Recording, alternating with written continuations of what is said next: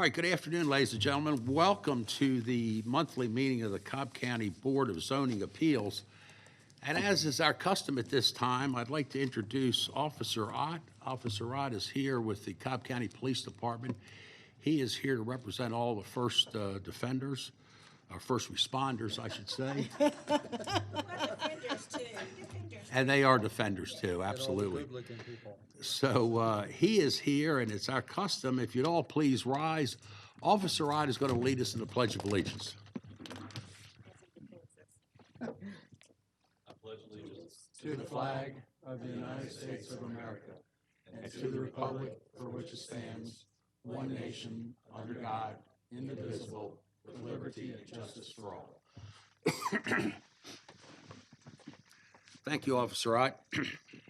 Ladies and gentlemen, those of you that are here for the first time, let me give you a little insight on how we're going to conduct our meeting today.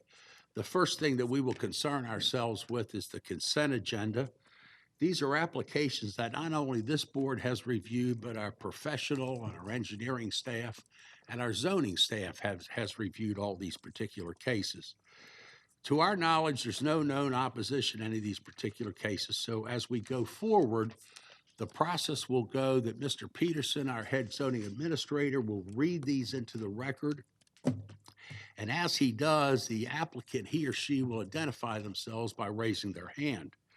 And likewise, as we read these into the record, if there's anybody here in opposition to any of these particular cases, if they would identify themselves by raising their hand, and if we do have opposition, we will pull that particular case and hear it in its regular numeric order. Once we finish that, then we'll go into our continued case. And we have one continued case for last month. Again, the process will be the same with the fact that Mr. Peterson will read these into the record. Again, the applicant will identify themselves. Again, the opposition will identify themselves. Our officer today is Ms. Bates, who's here in the front row. She will call those that are going to give testimony, call you up. You'll be sworn in. All testimony will be given to the podium to my right. At that time, the applicant will have a 10-minute period to make their application known to this board. And likewise and collectively, those in opposition will have a 10-minute period to make their opposition known to this board. If you have more than one speaker, just be cognizant of the fact that your total time period is a 10-minute period. With that said, I'm going to turn it over to Mr. Peterson for any special announcements. John? Thank you, Mr. Chairman. There is one case on today's printed agenda, which has been withdrawn and will not be heard today. That's variance case V70, Integrated Designs International Incorporated. That case has been withdrawn by the applicant and will not be heard today. Additionally, there's one case on today's agenda which has been continued by staff and will not be heard today. That's variance case V74, Racetrack Petroleum Incorporated. That case was continued by the staff until the August 9th, 2017 variance hearing. So V74 will not be heard today. I would like to ask people in today's audience, if you have a cell phone, please turn the volume off. The ringing does interfere with the broadcast and presentations. So if you have a cell phone, please turn the volume off. The following announcement concerns variance applications requesting a reduction in lot size or a reduction in public road frontage relating to the official code of Cobb County, Georgia, Chapter 134, adopted by the Board of Commissioners on July 28, 2015. Applicants are advised that variance applications requesting a reduction in lot size or public road frontage, which are approved by the Board of Zoning Appeals, takes the form of a recommendation to the Board of Commissioners. And the Board of Commissioners will make the final determination whether to grant the special exception for the requested lot size reduction or road frontage reduction. There are 5 variance applications on today's agenda, which this applies. That's variance case V65, Santos El Gardado. Variance case V66, Eric Wallace. Variance case V68, Nardin Caldani. Variance case V69, 2045 Anderson LLC. And variance case V73, Yaneth Medina Diaz. The applicants or representatives are instructed that if the Board of Zoning Appeals approves their variance application, a representative would need to come back to the Board of Commissioners zoning hearing on Tuesday, August 15th at 9 o'clock in the morning for the final determination. And with that, Mr. Chairman, I'm ready to start the consent agenda. Okay, John, let's just jump right in. Thank you. Cobb County Board of Zoning Appeals, variance hearing consent agenda for July 12, 2017. Variance case V62, Dower Duran, request a variance to allow an accessory structure, a proposed approximately 441 square foot carport to be to the side of the principal building.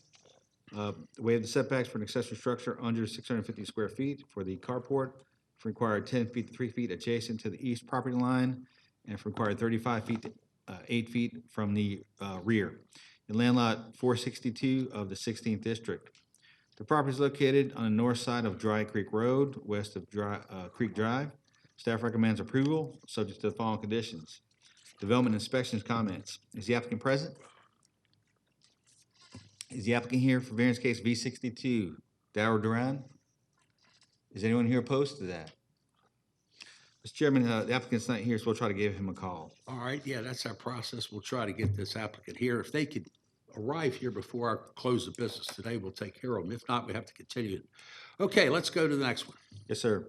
Variance case V63, Heather Baller requests a variance to waive the front setback from required 35 feet to 30 feet, allow an accessory structure and existing approximately 72 square foot shed to be to the side of the principal building, and the waive the side setback for an accessory structure under 144 square feet for the existing approximately 72 square foot shed, required 5 feet to 0 feet adjacent to the east property line, in land lots 157 and 158 of the first district.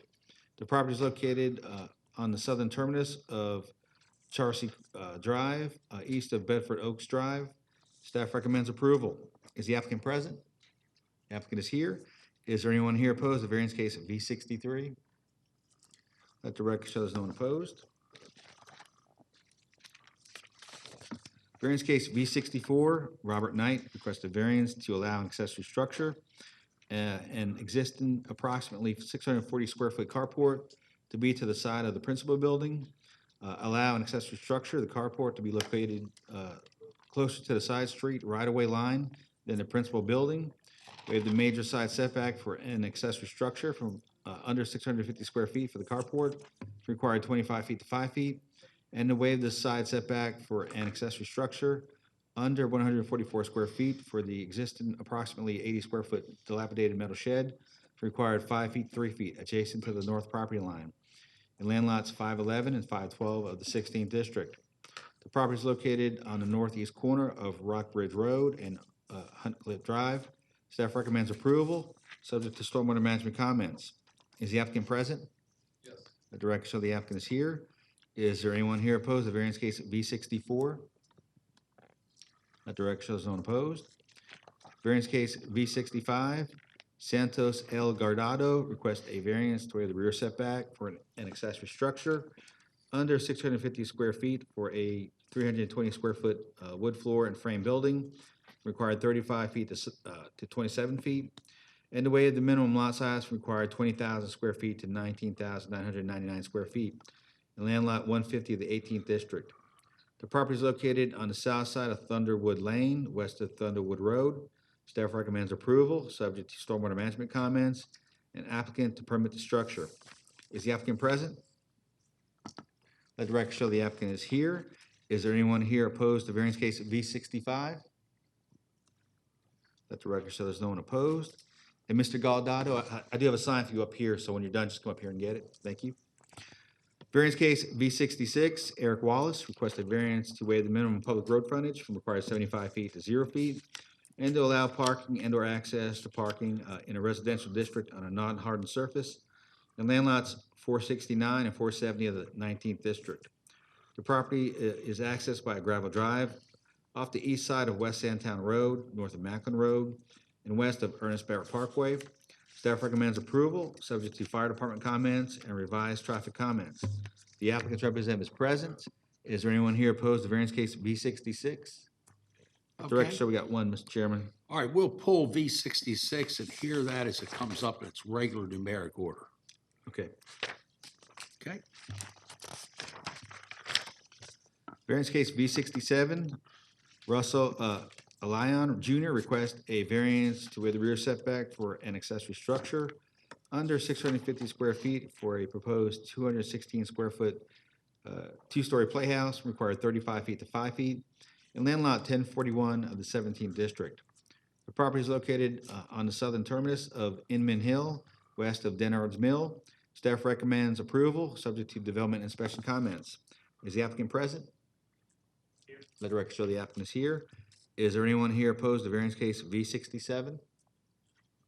Let the record show there's no one opposed.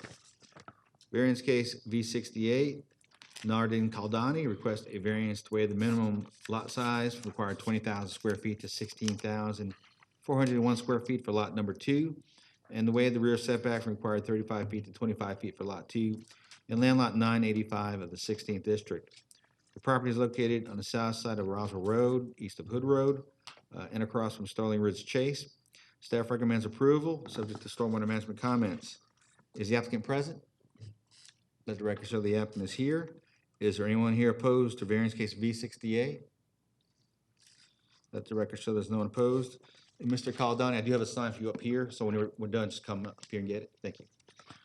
Variance case V69, 205 Anderson LLC, request a variance to waive the minimum lot size from required 20,000 square feet to 16,988 square feet for proposed lots 1 and 2, and to waive the front setback from required 35 feet to 15 feet for proposed lots 1 and 2 in land lots 697 and 698 of the 17th district.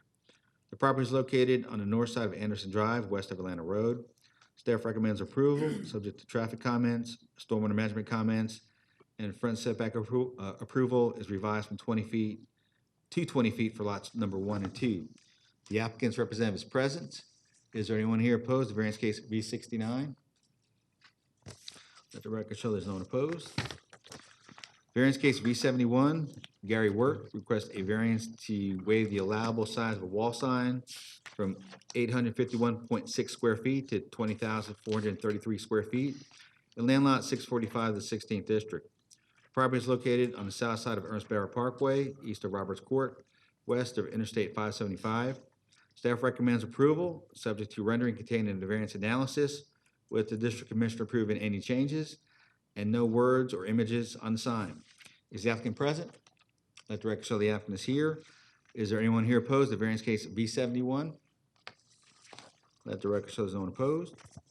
Variance case V72, Arbor Ridge Properties LLC requests a variance to waive the minimum separation between buildings from required 15 feet to 12 feet in land lots 694, 695, and 713 of the 19th district. The property is located on the east side of Powder Springs Road, south of Pear Road. Staff recommends approval, subject to fire department comments. The applicant's representative is present. Is there anyone here opposed to variance case V72? Let the record show there's no one opposed. Variance case V73, Yaneth Medina Diaz requests a variance to waive the minimum public road frontage from 75 feet to 18 feet in land lot 686 of the 19th district. The property is located on the east side of Macedonia Drive, north of Hopkins Way. Staff recommends approval, subject to fire department comments. Is the applicant present? Let the record show the applicant's representative is here. Is there anyone here opposed to variance case V73? Let the record show there's no one opposed.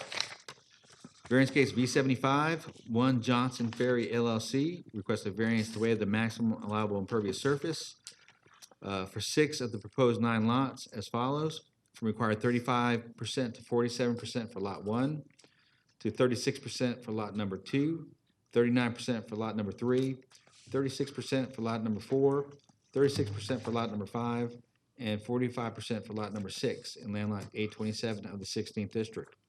The property is located on the east side of Johnson Ferry Road, south of Bishop Lake Road. Staff recommends approval, subject to stormwater management comments. The applicant's representative is present. Is there anyone here opposed to variance case V75? Let the record show there's one person opposed, Mr. Chairman. Okay, we'll pull V75 and we will hear that as that comes up. John, do you want to call V62 to see if that client has shown up? No answer. Pardon me? No answer. Let's call it anyway. Is there anybody here representing case V62, Darrell Duran? Have they arrived? They're not here.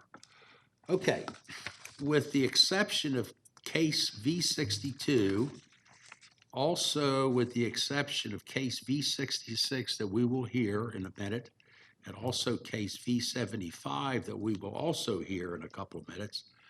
It's discussion on any of the other comments from board members. Do we have any discussion, comments? All right, I'll entertain a motion. I make a motion that we approve the consent agenda with the exception of V62 and V66 and 75 Right. as presented. And I've got a second by Mr. Gunther. Not hearing any more comments, I'll call for the vote. Ladies and gentlemen, we're going to approve that on the consent agenda with a 5-0 vote. So, John, before we leave, let's go and call the cases that we have to give out new notification. Yes, sir. We're going to have a hearing for variance case V62, variance case V66, Eric Wallace, and variance case V75, 1 Johnson Ferry LLC. No, John, I want to know the ones that have to go to the BOC. Don't leave yet. Oh, the ones have to go to the BOC? Yeah.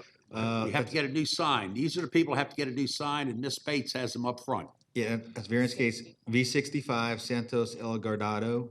Variance case V66, Eric Wallace. Variance case V68, Nardin Caldani. Variance case V69, 2045 Anderson LLC. And variance case V73, Yaneth Medina Diaz. And you need to come back to this room on August 15th at 9 o'clock for the final hearing on the case. Okay, for those of you that are on our consent agenda, your business is complete with us today. If you received your new sign, to come back here on August the 15th at 9 o'clock, you're all welcome to stay or you can leave. If you leave, please leave quietly and we'll continue on with our business. Thank you.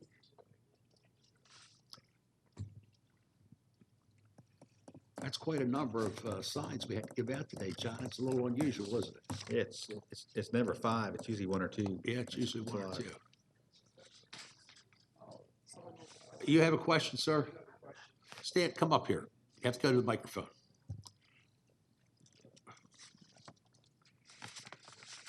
Give us your name, please, first. Russell Allion. Russell, what's your question? I was on that consent list, and it was subject to certain comments, development and inspection comments. Yes, sir. How do we get access to those comments? Okay, if you would just have a seat, we'll finish up, and then you'll come and see Mr. Peterson. He'll give you all the comments. Thank you. There you go. We'll give it to you right now. Just walk right up there. Come on. I've opened up a can of worms. I got everybody coming up to see me now. And your name, My name is Gary Wirt, and this is on V71. right? And there's 2 comments there, and I have a question on the second one. It says no words or images. We're painting the back of the building, but there are tenant signs back there that are words. Okay, so, okay, okay. If you want a further explanation besides Ms. Williams, just sit down and wait, and Mr. Peterson will help you. Okay, But I think you're in good shape. Ms. Williams Okay. is, right. she takes good care of all you folks. She has so far. So Thank you. Go appreciate sit that. down. Thank you. All right. All right. Now I'm going to try to bring back control back to the master. John, let's read the case in and let's get it done. Yes, sir. Variance case V66, Eric Wallace requests a variance to waive the minimum public road frontage from required 75 feet to 0 feet and to allow parking and/or access to parking in a residential district on a non-hardened surface in land lots 469 and 470 of the 19th district. The property is accessed by gravel drive off the east side of West Sandtown Road, north of Macklin Road, and west of Ernest Barrett Parkway. The applicant's representative is present. Earlier, there's 1 person here opposed. All those wishing to address the board, please come forward to be sworn in. Mr. Wallace, you want to get sworn in too? Anybody that's going to give testimony, stand up and let's get sworn in.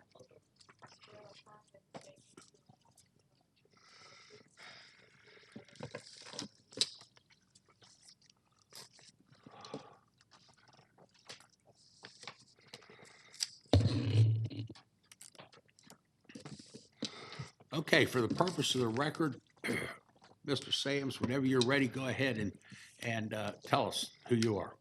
Thank you, Mr. Chairman. For the record, and since you don't know who I am, my name is Garvis Sams. I'm of the law firm of Sams, Lark, and Huff in Bally, and represent Mr. Eric Wallace in connection with this application, which is a variance application. And Mr. Wallace is seated right here, right behind me.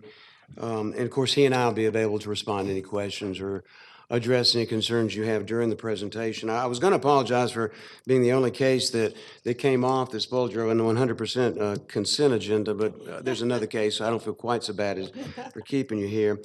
The property at issue you're looking at on your monitors here, this is outlined in red. It's two tracts put together. This is a 10.6 acre tract of land, which is located on the south side of Old Marietta Macklin Road, west of its intersection with West Sandtown. You can see West Sandtown is on the west of the property, and you can see the road that leads from there to the subject property. This property is zoned R30. It's in an area in the future land use map that's shown as low-density residential, which is 1 to 2.5 units per acre. It's bounded, as you can see, on the south by, actually the south and the west by a church, that's Macklin Road Church of Christ. On the east, it's bounded by Noses Creek for the entirety of that property line. And then on the north, that is Dow Elementary School.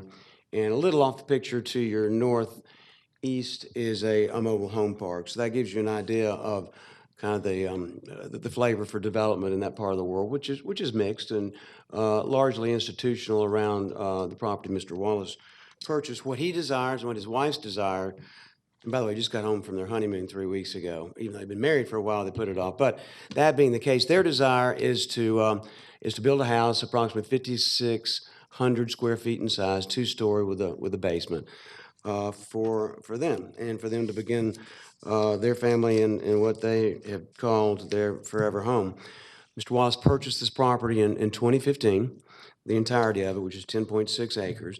And he had a handshake agreement with the church. And one of the elders or representatives of the church is here today. And the church said, well, we will give you an easement so that you can access either Macklin Road or West Sandtown Road, because the church owns property on both of those rights of way. Again, this is the subject property. This is the church property that surrounds and then comes in that direction. And the church said, well, yes, what we'll do, we've got an existing curb cut onto Macklin Road. So what we'll do for a sum of money, it's going to cost some money, we will give you access here, and then you can go directly to your property. Or we'll figure out something that gets you through our property, utilizing our driveway out to West Sandtown. Well, Mr. Wallace closed on the property in 2015, went back to Mr. Pigg, who is here today as the elder leader of the church, and they said, well, you know, we really kind of always had our eye on this property and not real happy you're buying it, but heck, we'll give you an easement to get to it off of Macklin Road, but it's going to be 12 feet below road grade. It's going to be behind a guardrail. It's going to be within the floodplain. Well, that's not access. That's not even entertainable as access whatsoever. Mr. Wallace had already bought the property.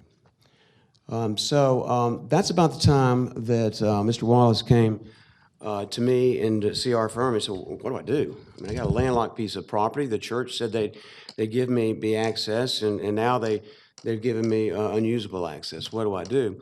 And so the first thing we began to look at was, you know, other alternatives for getting into the property. And as it turns out, there is an old road called Old Marietta Macklin Road, which is this road right here.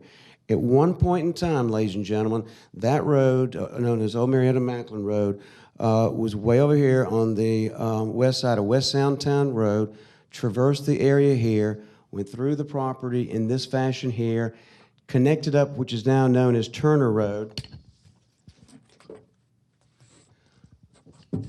which, as you can see on this zoning map, Turner Road goes in on the southern side of the trailer park, crosses what is now Ernest Barrett Parkway, crossed what is the funeral home parking lot, and ultimately ended up connecting to Bankstone Road over here. Well, about 5 years ago, one of my law partners, representing the funeral home here, dealt with the county, and the county said, well, we'll give up, we'll abandon our right-of-way here if you pay us for this access point, which they did, which was a tacit, if not an express, comment on the fact that the county owns the right-of-way, all the way from Bankstone through this property, or previously through this property, and it's barricaded here where Barrett's come in, but up Turner Road, traversing the northern side of Mr. Wallace's property, a small portion of the church's property here, and by the way, their legal reads to the middle line of Old Marietta Macklin Road, as does these two residents here. So I saw this as the point of ingress and egress that could be utilized, and really the only viable one, particularly in light of the church's, well, for lack of a better word, recalcitrance. The road is there. You turn off West Sandtown, and it is gravel down to about this point, pretty good gravel, and then it's kind of a dirt road till you get past this individual's fence line here. So what Mr. Wallace is proposing to do is constructing for the county, since it's their right-of-way, an extension of the road to get to his property right there, and that's going to be a gravel road. So extending the gravel that is here, improving the apron that is here, and going down and connecting to his property here, and then building his own driveway in a circuitous fashion, ultimately ending up in the 5,600 square foot footprint of his house, which is pretty much slap dab in the middle of this property, which is bounded on floodplain in this direction and Noses Creek, Dowell Elementary to the north, the church to the south and to the west. So that's kind of the setting it up for you today. I will say I met with Mr. Pigg just a few minutes ago, but interestingly enough, since before Mr. Wallace bought this property, after he had a deal with the church, and then he closed on it, and they told him what they did, Mr. Pigg wouldn't respond to any calls, wouldn't answer any questions, hadn't called me while the application's been pending, although he's gotten notification, both written and otherwise, and then had the temerity to tell me today, 15 minutes ago, that the church wants us to pay him for the county's right-of-way. And so it's going to be interesting to see what his position is. From an historical perspective, this is an old right-of-way. The last time there was official work on the road was in 1990 when Commissioner Bill Cooper was the Western District Commissioner, actually September the 9th, 1994. We have memos to show that. DOT has said without reservation that there has been no statutory abandonment. You know, there's a procedure. When you abandon a right-of-way, you just can't not use it and call it abandoned. You have to statutorily advertise it, have public hearings and things of that nature. So DOT will tell you that the right-of-way has been abandoned. Interestingly enough, and I hate to keep bothering Cornelius with this, but through urban legend or otherwise, because of the length of this roadway historically, there was supposedly a covered bridge at this point to traverse Noses Creek. And I say that simply because it's been fascinating what we've been able to find out about the history of this road. But I don't have any definitive proof of that, and it wouldn't matter if I did, because with EPD and DOT and the other restraints that are involved in terms of traversing floodplain property and, you know, limited access on Barrett Parkway, that's not an adequate or appropriate or even a possible form of ingress and egress. So that gives you a little bit of flavor about where we are. We're asking for two variances, you know, and what you got to do when you're in an applicant's position for a variance, you've got to prove there's a hardship that's due and owing to a literal interpretation or enforcement of ordinance provisions. Ordinance provisions require 75 feet of road frontage to develop a piece of property. Well, I mean, I can argue the fact that we have more than 75 feet of road frontage on the Old Marietta Macklin Road, but that's not a utilizable road, so that's sort of a disingenuous argument. So I agreed with the county's Community Development Department after meeting with them on the approach for this. Also, the secondary part of the variance is to request that we be allowed to continue the travel drive. We'll take care of it, even though it's in county right-of-way, comply with all the life safety and fire recommendations from the fire department that are in there in terms of pounds per square inch, turning radius, and the whatnot. I want to make sure that you have the revised traffic comments. Mr. Gunther has those. I've got an extra copy for the clerk. That being said, I've got 11 seconds, so what I'd like to do is just simply say that based on the enormous, incredible amount of work we've done on this, that you approve this variance application as submitted and as presented to you today. So My time's up, Mr. Chairman, Mr. Gunther. At the appropriate time, Mr. Wallace and I can respond to any questions you may have. Thanks, sir. You hit it right on the button. Thank you, Yes. Mr. Sams. Thank you. All right, at this time, we will hear from the opposition.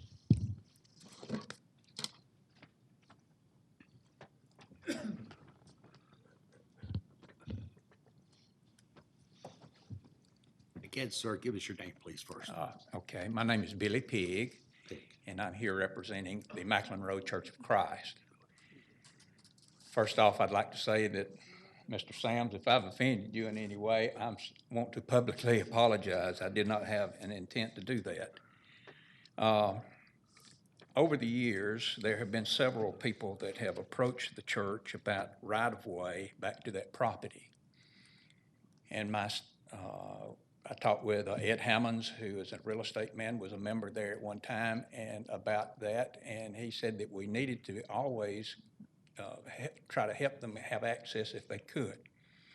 I realized that that particular area, if I could have the pointer that he had. Where am I at?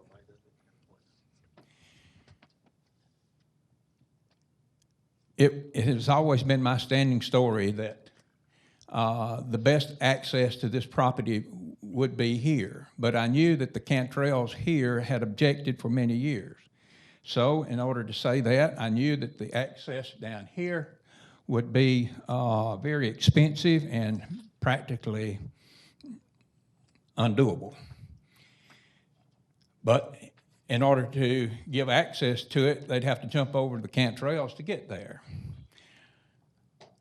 When the church bought the property, the church, I was an old Cobb County Road Department employee. And I'm familiar with that particular stretch of driveway there, which was the old Macklin road bed. And around 71 or 72, there was a confrontation about that road not being maintained by Cobb County. The landowners, and I believe the landowners that had the property that is now belongs to the Cobb County Board of Education, was trying to get the road graded and the county to maintain it. Mr. Bob Sutton, the county engineer at that time, instructed the road department that they were not to mess with it, that it had been abandoned, and that the property had been released to the property owners on the adjacent side. When Macklin Road came in later and purchased the property, we had it surveyed, had to have it surveyed, had a loan to get the property. It went to the center line of the old road bed. We paid for every foot of dirt that was on that. And I'm sure the Board of Education did as well, who is the property owner on I think it was a 40-foot right-of-way.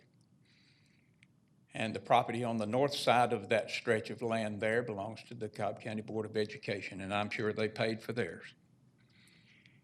Our deed shows that the property line goes to the center of what was the old road bed.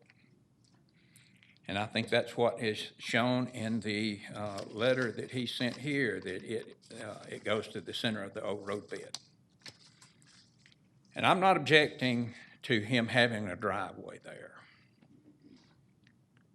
I think at the very least that we should have, he as the property owner should have our plat resurveyed and showing where the property points are, and give him the right-of-way down through there, that it would be correct in future reference as to what the property is.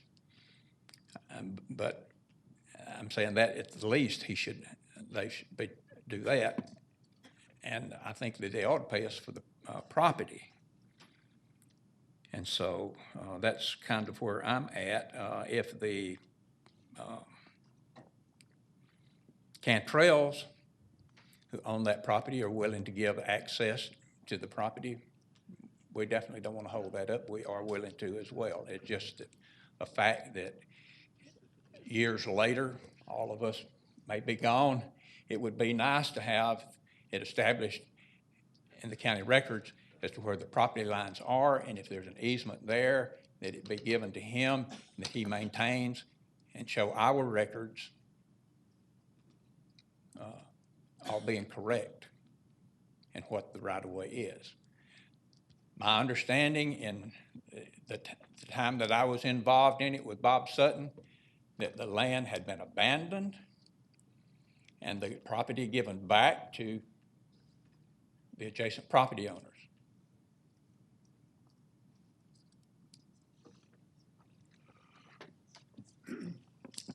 If in fact that is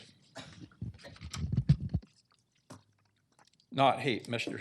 Sams is stating here that all of the right-of-way that will be taken is on the south side of the old roadbed. Why is that? And I just don't think it's fair for us to be given the land that the church, I didn't buy it. It was the members there that afforded to buy the land. And I think the right thing would be to pay for a right-of-way through there. Thank you. Okay, Billy, thank you very much. Before I turn this over for discussion, let me just make a point. You kind of walked us down memory lane, Billy, with Bob Sutton, and Bob was a great road builder in those days and did a wonderful job. There was no zoning back in those days either.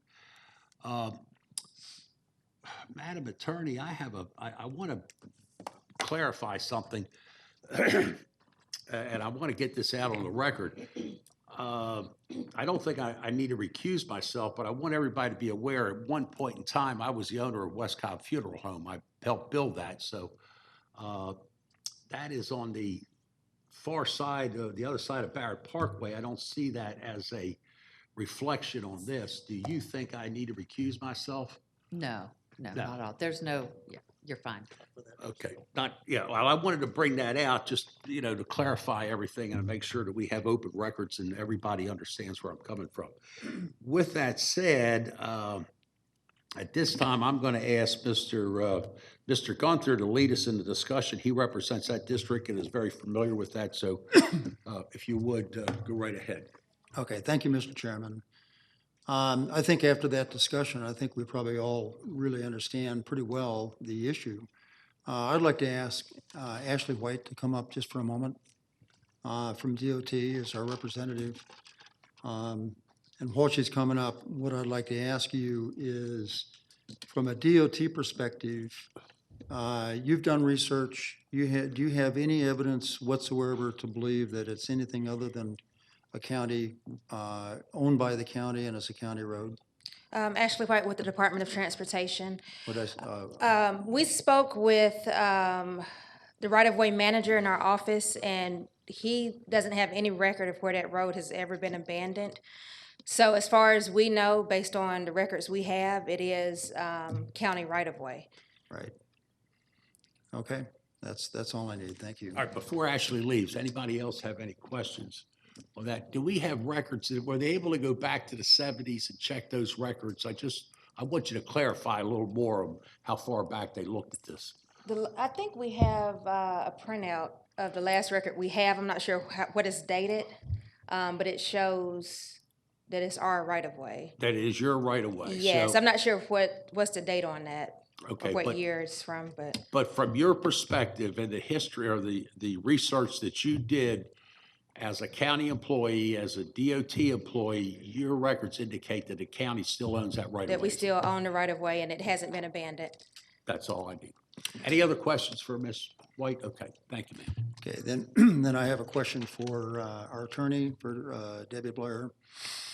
Garva Sams has presented pretty extensive research into the fact that, to support his belief that this is county right-of-way.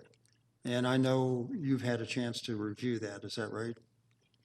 Actually, I have not looked at Mr. Sam's research. I've relied on the DOT DOT. research. Okay. And whether, I mean, as Mr. Sam stated, in order for a right-of-way to be abandoned, you have to follow the statutory process, which includes notice to the property owners, a public hearing, a plat presented to the BOC, and the BOC needs to approve the abandonment. So if that has not been done, then it is still considered public right-of-way. Okay, good. Then I'm ready to make a motion. I make a motion that we approve variance application V66, subject to fire department comments and the revised traffic department comments that are dated June 26th, in which the clerk has a copy of it. I'm just going to read into the record. Recommend applicant pave the road in the right-of-way from the property frontage to the intersection with West Soundtown Road to comply with Cobb County standards, or recommend applicant be responsible for the maintenance of the gravel driveway within the right-of-way. Recommend an access easement for the construction of any portion of the driveway on private property, and recommend applicant coordinate with Cobb County DOT to ensure compatibility with the proposed SPLOST project D6250, which is the West Sandtown Road Phase 2, safety and operational improvements.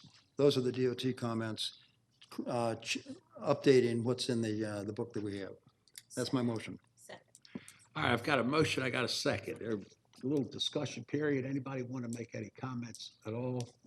Brian? I've got what I know is probably, I got what I know is a stupid question, but when we were looking at the map and we talked about Turner Road, Yes. is Turner Road not accessible from the other side? Just out of curiosity, I just, Bridge. if that's where the bridge was, there's no bridge anymore is what the deal is, okay? You have Ollie Creek there, so there is no bridge. So there's no I access think from the other side? There is, That's- to answer that question, Mr. Sams, there is no access to Turner Road. Is that correct? There is access if the barricade on Barrett were removed and if Barrett was not now a limited access highway. So there's so many hoops, and probably Ms. White could explain that better, but as far as I understand, there's no access. Okay, thank you. All right, we're still in discussion stage. Anybody else want to say? Okay, I do want to make a comment. Billy, that church has been there a long time. You're a fine asset to the community. And Mr. Wallace, you're getting ready to be their neighbor. You know, regardless of what we do here today, you folks have to live and get along with each other. So if there's any kind of cooperation, Mr. Wallace and Billy, that you guys could work together, it clearly shows to us, and all we can do is what is clear to us. And it's clear to us that we have a DOT representative telling us that it's a Cobb County right-of-way. We have no other choice. But by the same token, when it's all said and done, you all go back to live in that area, I want to make sure everybody gets along. So Mr. Wallace, anything you can do to help him. And Billy, you've always been a great neighbor. You've got a great church. Anything you do to help him, let's hope we can all walk out and sing Kumbaya and shake hands at the end, for whatever it's worth. I got a motion, I got a second. No You other just discussion. made the expanded speech of what I was going to say after this went through. Thank you, thank you. Yeah, because, look, we all have hearts, we all have feelings, but there wasn't a better sewer man and road builder in Cobb County than Bob Sutton. I have a height of respect for him, and all the things that he did years ago, we've all just grown up, and that's why Cobb County is great, because we had people like Bob Sutton. So anyway, I'm almost in tears. I'm going to get off my high horse. Got to vote, got a second. Everybody, let's vote and do what we have to do. Okay. Madam Secretary, we're going to approve that 5-0. Thank you, folks, and enjoy the rest of your day. John, we have one more to hear, I believe. Yes, and the applicant has come in for V62, so I'm going to call that back, and we can put it back on the consent agenda, Mr. Chair. Okay. Variance case V62, Darrell Duran requests a variance. Just stay there, sir. Stay there. Request a variance to allow an accessory structure, a proposed approximately 441 square foot carport to be to the side of the principal building, and waive the setback for an accessory structure under 650 square feet for the carport from required 10 feet, 3 feet, adjacent to the east property line, and from required 35 feet to 8 feet in the rear, in land lot 462 of the 16th district. The property is located on the north side of Dry Creek Road, west of Creek Drive. Staff recommends approval, subject to development inspection comments. The applicant is present. Is there anyone here opposed to variance case V62? Let the record show there's no one opposed. Back to the board. Ms. Williams? Yes, I make a motion that we approve this application as presented. And make it part of the consent agenda. Well, yeah, but the consent Well, agenda's gone. It's gone, so she's right, just say yes. Second. Second. A support. Okay, great. All in favor, signify by saying aye. Or vote aye. Okay, we're gonna approve that 5-0. You're all lucky you made it in time. You were gonna be in trouble. Goodbye. You're done. Thank you. John, lead me to the promised land. Let's go to the next Yes, sir. one. Variance case V75, 1 Johnson Ferry LLC. Request a variance to add the maximum allowable impervious surface for 6 of the proposed 9 lots as follows. Require 35% to 47% for lot 1, 36% for lot 2, 39% for lot 3, 36% for lot 4, 36% for lot 5, and 45% for lot 6 in land lot 827 of the 16th district. The property is located on the east side of Johnson Ferry Road, south of Bishop Lake Road. The applicant is present. Earlier, there's one person here opposed. All those wishing to address the board, please come forward to be sworn in.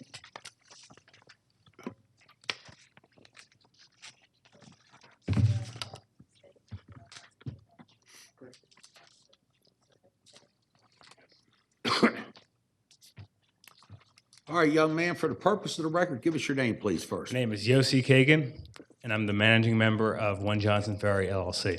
Okay, sir, tell us what you want. I'll be brief. I mean, I want to leave most of my time to hear what the opposition has to say because Well, you don't, there is no rebuttal, so you've got that period. You tell us everything you want to tell us. Okay. I guess take the mic in the corner. Say it again? Oh, okay. As you see here, this is the subdivision that we have. When we originally were approved twice by zoning, the volume that we had been approved for in the detention pond over here was for 43,000 square feet of impervious space. Now, when you spread that out per lot, some of the lots go above the 35% because the roadway is part of some of those lots. What we're asking for is that we just have 4,500 square feet of allowable impervious surface per lot, which when you add that up comes out to less than what the volume was calculated for the entire subdivision. It comes out to 40,000 of impervious versus the 43 that was calculated for the detention pond. And that's basically all I have. Wow. You got to have more. Why, so why are you over? Give us a little idea. You got to give us a little more information. All right. Help yourself. Yeah. This is my first subdivision in Cobb County, so a lot of it's been a learning process for me. When my engineers handed in this set of plans and was approved, I thought I was good to go. And then last minute, I was told that I'm over basically, if I wanted to build a decent sized house, I would need to go for variance based on my current standing. I could only build a house of about 1,000 square feet, which I don't know anybody in Cobb County who would live in a 1,000 square foot house. So that's when I submitted for the variance.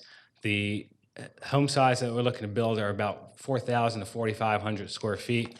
For that, you need about 4,500 square feet of impervious space when you take into account the driveways, back deck, and garages. If I'll show you what the subdivision would look like. Go ahead. Okay.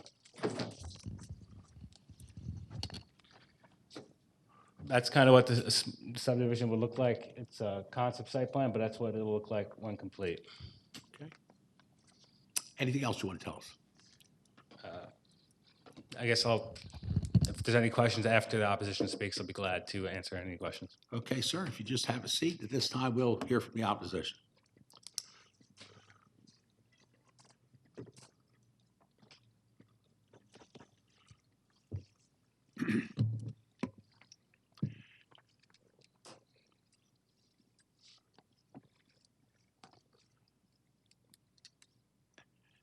All right, sir, you give us your name. Good afternoon. My name is John Fant. I'm a property owner adjacent to the property at 1688 Johnson Ferry Road, and I oppose the variance request. My concerns are that the applicant is asking for a variance for 2/3 of the lots on the property.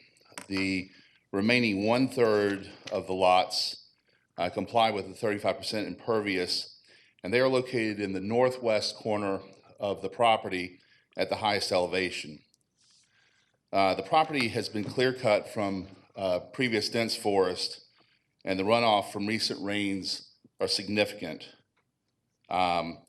The variance request does not take into consideration the natural spring that is located in the southeast corner of the property where the water detention pond is proposed.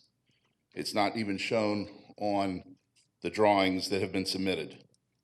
The impact of the runoff is a concern for that natural spring, as that natural spring ultimately feeds Bishop's Lake. There have been numerous stipulations to this property already, and concerned that this is just one more stipulation that kind of goes against existing zoning regulations. So to respectfully request that the board consider rejecting the variance request, or at least consider further study of the impacts to the existing natural spring and downstream Bishop's Lake. Okay, John, anything else you'd like to add? No. All right, sir. If you would just have a seat. At this time, Mr. Brian McDaniel is the representative of that district. And Brian, I'm going to turn it over to you. Thank you, Mr. Chairman. Could I ask Dave Braden to maybe step up and try to address the concerns of the opposition? I'm hoping that you guys considered all those things. Yes, we did. Yeah, Dave Braden with Stormwater Management Division. Yes, all the issues that the individual brought up had been addressed during the plan review process. Frank Gibson has been out there from community development and signed off on the plans as far as the springhead there. This development and the stormwater management for it, the pond, was sized for all the impervious that's being proposed on the site. And there actually is, if you look on your site plan there, you'll see that the drainage easement was mentioned about the most of the site drains to, or the lots that are getting the variance drain to the, would naturally drain to the, I guess it would be to the east and south. But there is a drainage easement there to catch all of that runoff, so there is no bypass from the site onto the adjacent property. It's all carried down to the detention pond where it's treated and accounted for stormwater management. We're not varying the 35% coverage allowed for this subdivision because we're reducing it for the other lots to compensate for the overages on the individual lots. That's why it's hard to read on this plan because it's so small, but there's a table here at the top that is also on the subdivision plat and will be required to be on the subdivision plat that shows the allocation for each lot. The problem here is normal subdivisions in our code doesn't account for impervious coverage in the right-of-way. This subdivision does not have a right-of-way. The lots go to the center of the street. So regular right-of-way on a 50-foot right-of-way with a 24-foot back of curb street and a 4-foot sidewalk is 56% impervious in every R20, R15, and R40 or R30 subdivision in the county. So if you've got a lot of right-of-way, you've got a lot more than 35% impervious in that subdivision. So if there was right-of-way in this subdivision and we limited the lots to 35%, it would be over 35% for the entire subdivision. But in this case, they've agreed to limit the entire development to 35%, including all the roads, the cul-de-sac, and the on-street parking. So I beg to differ that the impervious or the stormwater impact from this development is less than what it would be if this was done as a straight development, because it would be allowed to have by code 45% to account for the cul-de-sac and the road and the guest parking and the sidewalk. So not a typical subdivision development in the county. That's why we don't have any regs for it. But it is meeting the stormwater requirements. It's meeting the impervious limitation for the overall subdivision. And each lot that comes in for a building permit will have to go not only community development to pull the building permit, but come to stormwater management to make sure that the impervious that they're using fits the table on the final plat. So, any other questions? No, thank you. That answers my questions. I don't know if anybody else has any more for you. I think we're okay. Okay, and I want to thank John for his questions about that too, but it's good to know that you guys have done your research in stormwater on that very question. So I'm actually satisfied. Mr. Chairman, I'll open it up We're if there are ready any for other it. questions. Okay, well then that being the case, I'm inclined to approve. I'll move to approve variance application in case V75, subject to staff comments. Second. No other comments? Call for the vote. Okay, Madam Secretary, we're going to approve that of 5-0. He does meet the overall lot, still meets the 35% impervious surface. So it's the overall project meets that. So with that said, our business is complete for today. John, is there anything else you want to add? Well, oh, we've got minutes to adopt, which I don't have in front of me. Judy, read those minutes out. I make a motion that we adopt the minutes of the June 26th, this is Board of Zoning Appeals, June 26th, and the July 10th meeting. Very good. No other comments. Call for the vote. There we go. We're going to approve that 5-0. Laurie, you okay? Robin, you're okay? Robin, you do a great job. You always have a nice smile on your face, and you keep us happy. Ladies and gentlemen, that's all the damage that this board could do for today. I hope you all enjoy yourself. We had a great 4th of July, and we're getting ready to go into a hot August, so enjoy the rest of the summer. Thank you.